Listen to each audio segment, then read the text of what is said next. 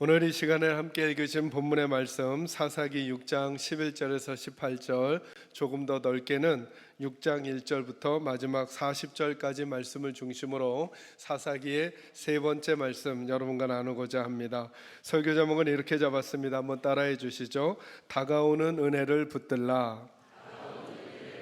오늘 본문에는 그 다가오는 은혜를 자칫하면 놓칠 수도 있었던 한 사람이 그 다가오는 은혜를 붙들었던 사람의 이야기가 나옵니다. 그 사람이 누구냐 하면 기드온입니다. 그 사람의 이야기를 통해 오늘 저와 여러분에게 주시는 하나님의 마음 살피도록 하겠습니다. 먼저 여러분 6장 1절과 2절 한번 읽어볼까요? 6장 1절과 2절 다 같이 읽습니다. 시작. 이스라엘 자손이 또 여호와의 목전에 악을 행하였으므로 여호와께서 7년 동안 그들을 미디안의 손에 넘겨주시니 미디안의 손이 이스라엘을 이긴지라. 이스라엘 자손이 미디안으로 말미암아 산에서 웅덩이와 굴과 산성을 자기들 위하여 만들었으며. 아멘. 여러분 1절과 2절에서 제일 많이 나오는 단어가 뭔가요? 지명이든 사람 이름이든 관계없이 제가 찾은 것 중에 하나는 미디안이라고 하는 단어입니다. 지금 이스라엘 백성들이 어느 가운데 있냐면 미디안 가운데 있습니다. 그러니까 아침에 생각해도 미디안이 생각나고, 점심에 생각해도 미디안이 생각나고, 저녁에 생각해도 미디안이 생각납니다. 왜요? 보니까 1절에 보니까 이스라엘 자손이 중요한 단어죠. 이스라엘 자손이 어떻게 했다고요? 또라고 하는 단어 밑줄 치거나 동그라미 해놓으셔요. 그러니까 전에도 그랬었다는 것입니다. 딱 우리랑 똑같죠. 이스라엘 백성들이 또 하나님 앞에 죄를 범했대요. 우리들도 그러는 일들이 얼마나 많습니까? 하나님 앞에 선하게 살겠다고 다짐하고는 또 넘어지기도 하고, 하나님 앞에 성실하게 믿음 생활하겠다고 해놓고는 또 그러기도 하고, 거짓말하지 않겠다고 하고는 또 그렇게 하기도 하고, 뒤에서 남 뒷담화하지 않기로 얼마나 찬송 중에 기도 중에 결단 많이 했습니까? 그런데 또 그렇게 하고, 우리랑 아주 비슷하죠. 그래서 위로와 격려가 돼요. 그것 때문에 이스라엘 백성들이 고난 가운데 처하게 됐는데 그 고난의 대표 이름으로 미디안을 지금 쓰고 있는 거예요. 그들이 미디안 가운데 있었다는 거예요. 여러분 참 희한하죠. 여러분 우리가 고난 가운데도 하나님을 찾을까요? 평안할 때 하나님을 더 찾을까요? 네, 평고난 아니죠. 자, 둘 중에 하나. 고난 가운데요, 평안할 때.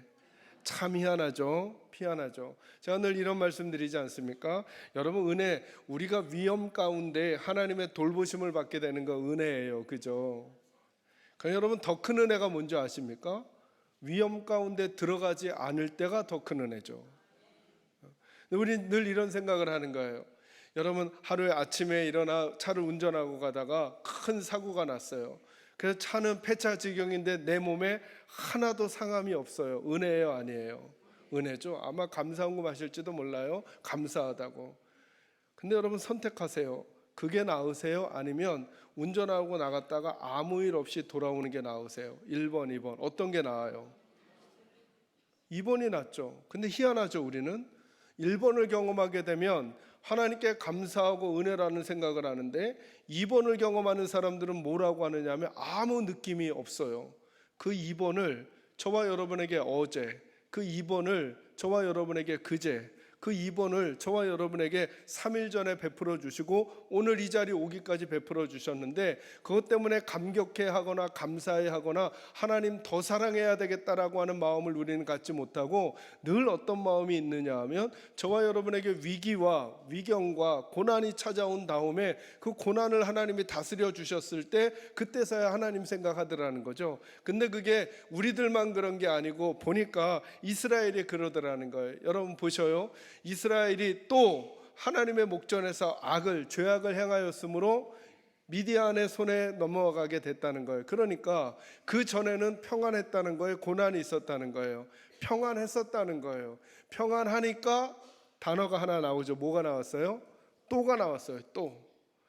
평안하니까 더 하나님 사랑하고, 평안하니까 더 하나님 감사하고, 평안하니까 더 하나님께 우리가 있어야 될 모습으로 존재해 있어야 되는데 그때는 그러지 않더라는 거예요. 그러다가 또 하나님께 범죄하고 하나님께서 고난을 주시니까 그때서야 하나님께 돌아오더라는 거죠.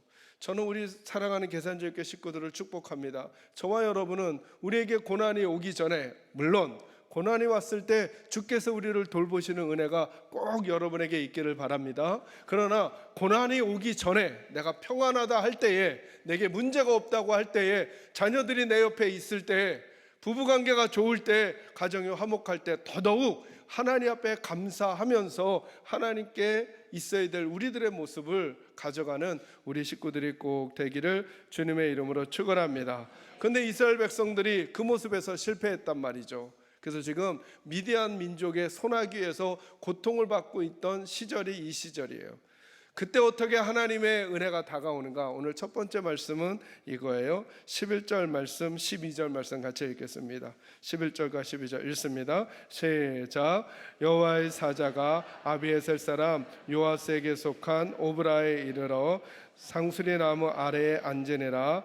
마침 여호와스의 아들 기드온이 미디안 사람에게 알리지 아니하려 하여 밀을 포도주 틀에서 타작하더니 여호와의 사자가 기드온에게 나타나 이르되 큰 용사여 여호와께서 너와 함께 계시도다 하매. 아멘. 하나님의 은혜가 우리에게 다가올 때 저와 여러분이 주목해야 될 게 뭐냐면 어떤 방법으로 하나님의 은혜가 다가오는가 주목하고 있어야 되는 거예요. 오늘 본문에서는 하나님의 은혜가 어떻게 다가오는가? 타락한 시대를 구원하기 위하여 하나님이 사람을 사용하고 계신다는 거예요. 그러나 여러분 여기에 집중하셔야 되죠.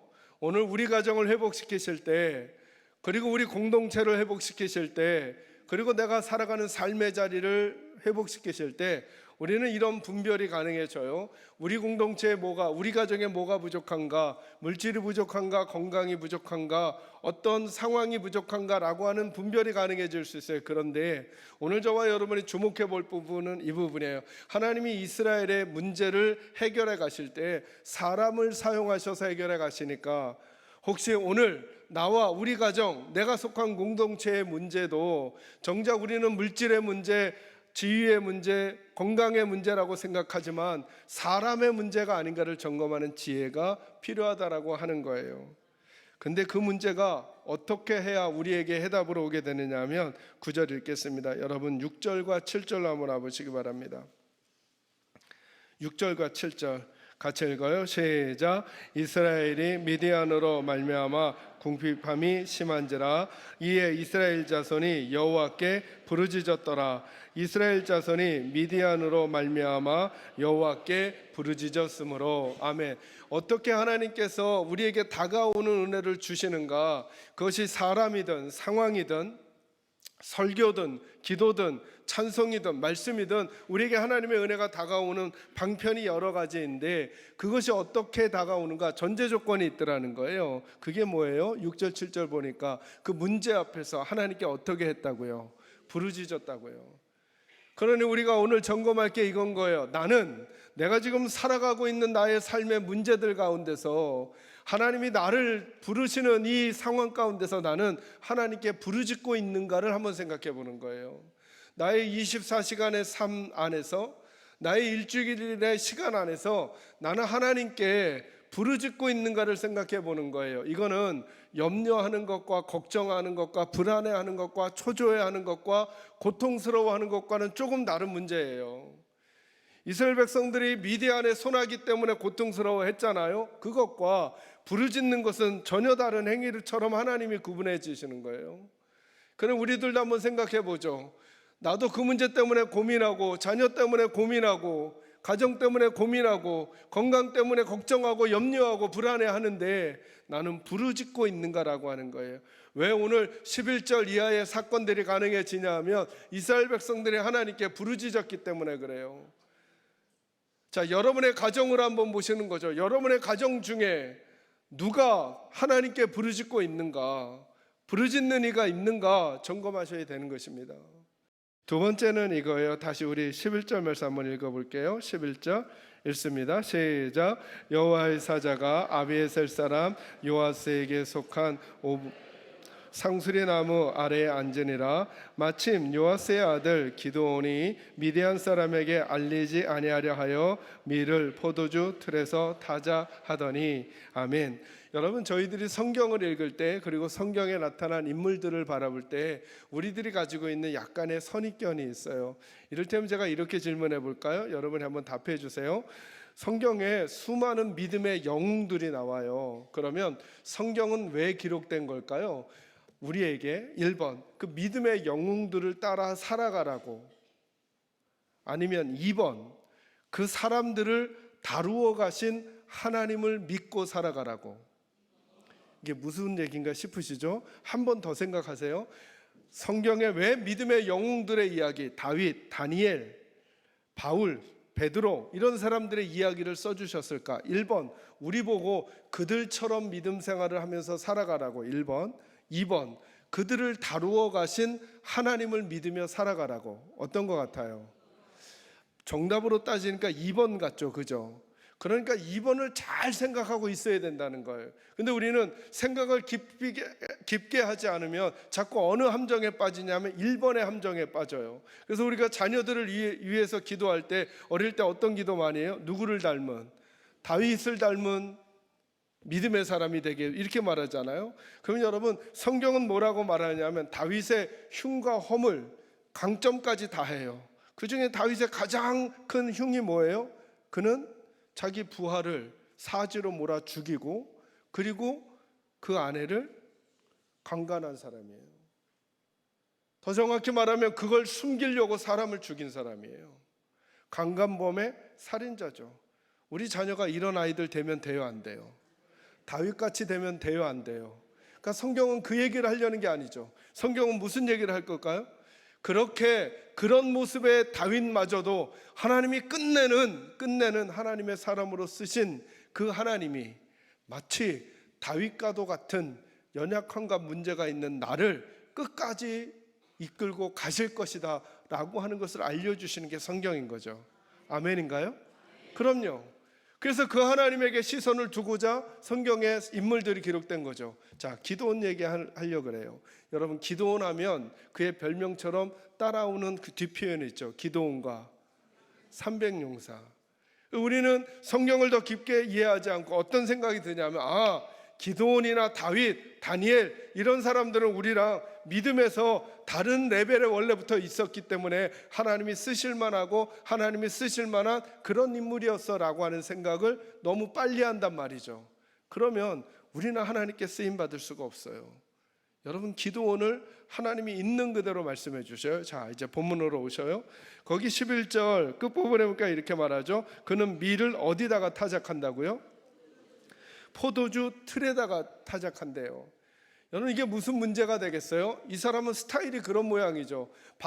마당에서 안 하고 그냥 포도주 집안에서 하고 싶었나 보죠 라고 이해해도 상관없을지도 몰라요. 그러나 성경이 이렇게 말하죠. 그 앞에 보니까 의도를 설명해 줘요. 뭐라고요? 누구에게? 미디안 사람에게 뭐 하지 않으려고요? 알리지 않으려고. 그가 왜 밀타작을 마당에서 하지 못하고 집안에서 포도주를 즙을 내는 틀에다가 했는가? 누가 두려워서요? 미디안 사람이 두려워서. 그러니까 이 기드온은 겁쟁이였을 가능성이 많은 거죠. 기드온은 이런 사람이었음에도 불구하고 기드온과 300용사의 이름이 일컬어질 만한 리더가 되었어요. 하나님께서 지도자로 쓰는데 제한이 있는 사람은 없다는 거예요. 여러분, 기드온의 모습을 좀만 더 보실까요? 여기 보셔요. 12절부터 제가 읽어갈게요. 여호와의 사자가 기드온에게 나타나 이르되 큰 용사여 여호와께서 너와 함께 계시도다 하매 13절 기드온이 그에게 대답하되 오 나의 주여 여호와께서 우리와 함께 계시면 어찌하여 이 모든 일이 우리에게 일어났나이까 또 우리 조상들이 일찍이 우리에게 이르기를 여호와께서 우리를 애굽에서 올라오게 하신 것이 아니냐 한 그 모든 이적이 어디 있나이까 이제 여호와께서 우리를 버리사 미디안의 손에 우리를 넘겨주셨나이다 하니 아멘. 자, 12절은 뭐예요? 하나님이 나타나셔서 뭐라 그랬다고요? 기드온 보고 큰 용사요 라고 이렇게 말했단 말이에요. 근데 13절은 무슨 얘기예요? 아멘 감사합니다가 아니라 뭐라 그래요? 하나님, 어떻게 이런 일이 우리에게 일어날 수 있습니까? 하나님의 기적은 어디 있습니까? 하나님이 우리 미디안의 손에 넘겨주지 않았습니까? 하고 뭐가 가득 찬 표현이에요. 원망과 불평이 가득 찬 표현이에요. 여러분, 하나님의 일꾼으로 쓰임 받을 만해요? 그렇지 않죠, 보기에. 저는 이 구절이 잘 이해가 되지 않았어요. 왜요? 저는 만약에 하나님께서 저에게 나타나셔가지고 이렇게 한 말씀 해주시면 전 기절부터 했을 것 같아요. 제가 늘 마음에 지금도 소망하고 있어요. 제가 대학교 1학년 때부터 설교를 시작했거든요. 그러니 한 19살부터 설교를 시작했으니까 얼추 설교를 30 몇 년 동안 설교를 해왔잖아요. 그리고 제게 마음의 소원이 있어요. 하나님께서 오교야, 이번 주 설교 본문은 이거야, 제목은 이거고 대지는 이렇게 잡고 결론 이렇게 내, 그러면 대박일 거야 하는 거 한 번쯤 해주시면 어떨까 싶은데 아직 한 번도 해주시지 않았어요. 저는 하나님이 저에게 나타나셔서 한 번만 이렇게 음성을 해주시면 저는 기도원이 잘 이해가 되지 않아요. 어떻게 이런 말 할 수 있어요? 하나님께 기절하고 너무 감격하고 감사해하죠. 느낀 거 말고요, 들리는 걸로. 제가 잘 이해가 되지 않는 게 또 있어요, 여러분. 뭐하러 하나님은 저 같은 사람을 세워서 설교를 하게 하셔요?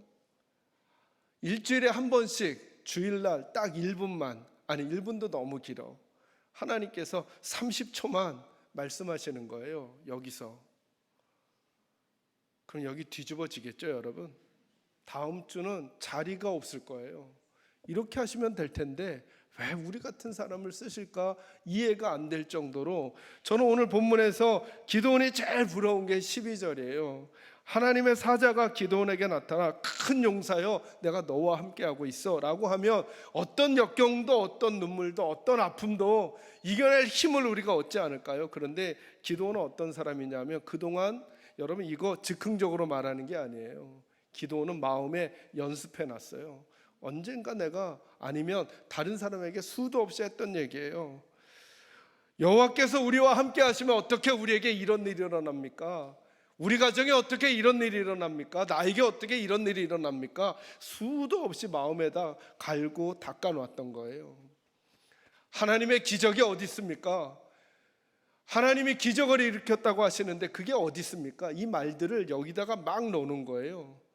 그리고 나 지금 이렇게 고통받는 거 하나님 때문이죠. 그 앞에 밝혀주셨잖아요. 이스라엘 자손이 또 범죄함으로 미디안에게 고통당하게 됐다고 했는데, 이 사람은, 기드온은 그 모든 책임을 지금 누구에게 돌리고 있어요? 하나님께. 이 사람 지도자 될 만해요? 안 될 만해요? 안 될 만하죠. 거기서 그치지 않아요. 14절, 여호와께서 그를 향하여 이르시되 너는 가서 너의 힘으로 이스라엘을 미디안 손에서 구원하라, 내가 너를 보낸 것이 아니냐 하시니라. 하나님 계속 참으시죠. 15절 보세요. 그러나 기드온이 그에게 대답하되 오 주여, 내가 무엇으로 이스라엘을 구원하리이까? 보소서, 나의 집은 므낫세 중에 극히 약하고 나는 내 아버지 집에서 가장 작은 자니이다. 아멘. 겸손한 말 같아요? 위에 거랑 연결해서 들으니까 가기 싫단 말 같아요? 가기 싫단 말이죠. 앞거는 17절이에요. 다 같이 읽어요. 시작. 기드온이 그에게 대답하되 만일 내가 주께 은혜를 얻어싸우면 나와 말씀하시니가 주 되시는 표징을 내게 보이소서. 아멘. 급기야 표징을 보여달라고 해요. 그래서 그 이후에 하나님께서 그 표징을 보여주세요. 그는 거기서 그치지 않는답니다. 사사기 6장 36절 이하에 보면 이렇게 말해요. 여러분이 한 번쯤 들어보셨을 거예요. 하나님 앞에 마지막으로 한다고 하면서 이렇게 말해요. 하나님, 제가 오늘 밤에 양털 한 뭉치를 바깥에다 내놓을 테니 그러면 저녁에 뭐가 내릴까요? 이슬이 내리지 않겠어요? 이슬이 내리는 게 당연한데 이렇게 해주시면 제가 하나님 말씀대로 가겠습니다. 딱 양털에만 이슬이 내리고 다른 데는 이슬이 안 내리게 해주세요. 그러는 거예요. 근데 하나님이 그의 말을 순순히 들어주세요. 아침에 일어나 보니 양털에만 이슬이 있고 나머지는 바짝 말라 있는 거예요. 그랬더니 기드온이 뭐라 그러냐면 한 번 더 하자는 거예요. 이번에 어떻게 하냐면 이번에는 양털을 놓을 테니까 양털만 뽀송뽀송하고 나머지에 이슬 내리게 해달라는 거예요. 이쯤 되면 저 같으면 기드온 뒤통수 때리고 나도 안 써. 나도 안 써.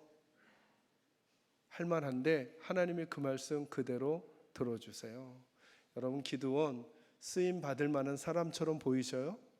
아니죠. 그게 저와 여러분이었잖아요. 이리 피하고 이리 합리화하고 저리 합리화하고 요 핑계대고 저 핑계대고 이래서 못하고 아파서 못하고 건강해서 못하고 재밌어서 못하고 재미없어서 못하고 힘들어서 못하고 힘들지 않아서 그게 우리였잖아요. 하나님 편에서 뒤통수 치시면서 됐다. 네가 내 백성 아니어도 나 충분하다 하실 만한데, 여러분, 이래서 하나님의 사람들의 이야기가 우리에게 부러움을 넘어서서 위로와 격려와 소망과 용기가 되는 이유가 뭐냐면, 우리 다 이런 거 한 번쯤 해봤잖아요. 하나님, 우리 아이 대학에 붙여주면 제가 어찌 하겠습니다. 한 적 있으셔요, 없으세요? 고개만 살짝. 제가 봤던 최고의 저한테 기도해달라는 건 뭐냐, 하나님, 저를 인천에서 11조 제일 많이 하게 하는 성도가 되게 해주세요 하는 거예요. 그런데 아직 안 하고 있어. 그래서 제가 생각했어요. 이분은 평생 하기가 쉽지 않겠다. 왜?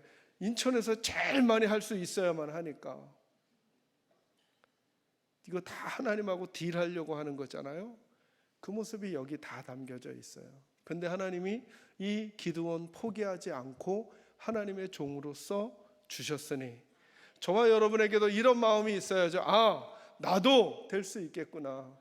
내 가문이 어떠하든, 내가 어떤 모습이든, 내 건강이 어떠하든, 내 말주변이 어떠하든, 내 상황이 어떠하든, 내 과거가 어떠하든, 내 실수가 어떠하든, 다시 나도 하나님께 쓰임받을 수 있겠구나를 하나님은 기드온을 통해 보여주시는 거예요. 기드온의 훌륭함이 아니라 그 기드온을 끝까지 포기하지 아니하시고 써주시는 하나님의 신실하심이 나에게도 있다는 사실을 알려주시니까, 사랑하는 성도 여러분, 절대 망가진 모습, 망가진 태도, 망가진 말 하지 마시고 여러분의 자리에서 하나님의 사람으로 쓰임받을 수 있게 되기를 주의 이름으로 축원합니다. 마지막 세 번째는 이거예요. 우리 12절 말씀 읽을게요. 12절 같이 읽습니다. 시작.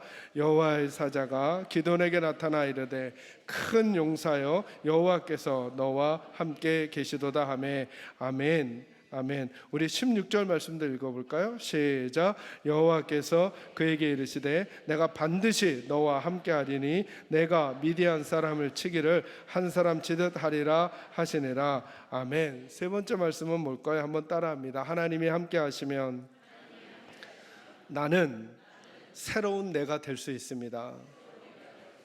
자, 그렇게 하나님 앞에 지도자로 쓰임받기에 타당하지 않았던, 합당하지 않았던, 쓰고 싶지 않았던, 차라리 버리면 좋을 듯했던 이 기드온의 모습. 이 사람은 기질적으로도 겁이 많고, 그리고 속에 불만과 원망이 가득 차 있었던 사람, 하나님과 하나님의 사자와 대면하면서도 온갖 핑계와 항변으로, 자기 말주변으로, 합리화로 그것을 거절했던 사람, 끝내 가게 되는 그 시점에도 하나님에게 이모저모로 하나님을 시험하는 사람이었음에도 불구하고 하나님이 그를, 이 간극이 너무 커 보이잖아요. 그랬던 그를 300명의 인원으로 10수만 명의 미디안을 대적하게 하는 용사로 만드셨어요. 이 중간에 어떤 일이 있었느냐? 하나님이 그와 함께 하시겠다는 거예요. 저와 여러분은 우리 자녀의 문제의 해결점을, 저와 여러분 우리 가정의 문제의 해결점을, 저와 여러분은 지금 내가 만난 일의 해결점을 어디에서 찾으십니까? 다양한 방법에서 찾을 수 있겠지만 하나님의 백성들에게 하나님께서 오늘 시선을 끌어모아 어디에다 집중시키냐면, 누가 우리와 함께 하셔야 된다고요? 하나님이 우리와 함께 하셔야 된다는 거예요. 적이 누구이든지 간에, 내가 만난 문제가 어떤 것이든지 간에, 내가 어떤 상태이든지 간에, 내가 어떤 연약함이 있든지 간에, 이 간극을 해결하는 유일한 방법은 하나님이 우리와 함께 해 주셔야 한다는 것입니다. 제가 오늘 요 찬양, 설교 끝나고 찬양 하나 준비했거든요. 찬양 제목이 하나님을 만나면 끝난 것이다라는 거예요. 제가 요즘에 아주 이렇게 꽂혀 있는 찬양이에요. 처음에 그 찬양 가사를 읽는데 너무 원초적이, 어떻게 이렇게 원초적일 수 있을까 하는데 찬양 들을 때마다 은혜가 돼서 오늘 여러분과 그 찬양 나눌 텐데요. 정말 하나님을 만나면 끝납니다. 그러므로 그 사모함으로 저와 여러분 개인과 가정, 우리가 가지고 있는 문제들을 해결해 가면서 여러 가지 방법들이 있는 것 같지만 다시 우리들의 마음을 모두 하나님 앞에 하나님을 만나고 하나님이 나와 동행하시기를 사모하면서 나는 그 하나님 앞에 서 있는가를 점검하시면서 하나님의 백성으로 살아가게 되는 우리 식구들 모두가 되기를 주님의 이름으로 축원합니다.